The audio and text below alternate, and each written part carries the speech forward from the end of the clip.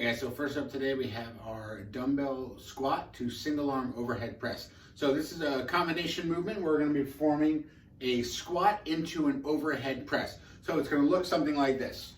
We're going to take our dumbbell or kettlebell, bring it up in one hand, we're going to take a full squat, and as we come up we're going to press it overhead.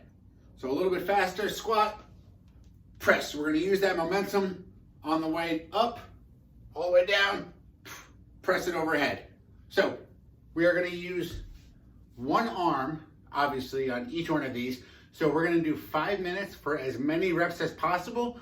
You have to match what you did on both arms. So if you do 15 on one arm, you have to do 15 on the other arm. I suggest you do one arm, switch your dumbbell, do another arm. Or you can perform a set of 3 or 5, and then perform a set of 3 or 5 on the other one, as long as you match your numbers on each of your arms. You have to have the same on each side. All right, next up we have our single leg hip bridge. So just our standard single leg hip bridge on the ground. We're gonna perform hands to the side, shoulders in the back pocket. Squeeze the butt up, give it a nice big squeeze at the top, bring it all the way down. Butt up, all the way down. Give it a nice 1 second pause at the top of each of these reps.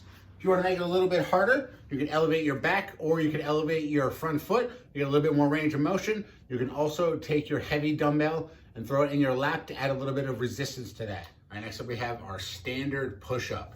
So when we do a standard push-up, hands are about shoulder width apart. We're in our plank position, so my body's nice and straight, my abs are engaged.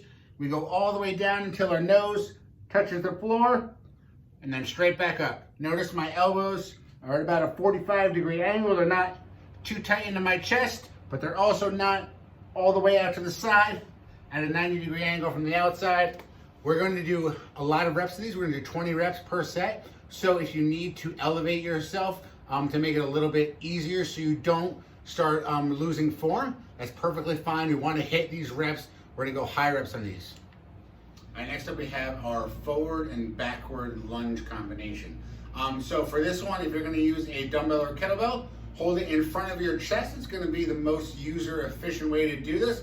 But essentially we're going to start off standing, right in front of your chest. We're going to go back step lunge and then right into a front step lunge.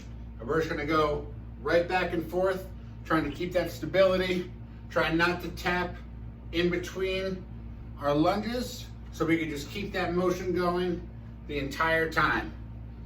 So we count each one of these as 1, 2, 3, 4. So each lunge counts as 1 rep.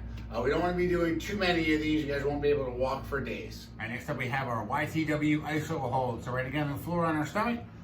We're going to go Y position, thumbs up. We're going to go up, hold this position, tuck your chin, squeeze your shoulders as hard as you possibly can, hold 20 seconds, then out to the side, thumbs up in the air, squeezing the shoulder back, squeezing the upper back as hard as you can, and then bring it in for a W. Same thing, thumbs up in the air, squeeze the shoulders as hard as you can, squeezing that upper back the entire time. All right guys, last thing for today is going to be our plank for as long as possible. So you could do this on the floor, either on your hands in the push-up position or on your elbows in the traditional plank position, or you could do it elevated on your stairs, a counter, a couch, whatever you have to do. All you have to do is not break form. So as soon as you feel yourself start to shake, your hips are dropping, or you're pushing your hips up in the air, you're done. We want perfect form the entire time. This isn't a contest to see how much it can burn or how terrible it could be. We want to do a good plank for as long as you possibly can. So form is key here, and just go until you can't go anymore.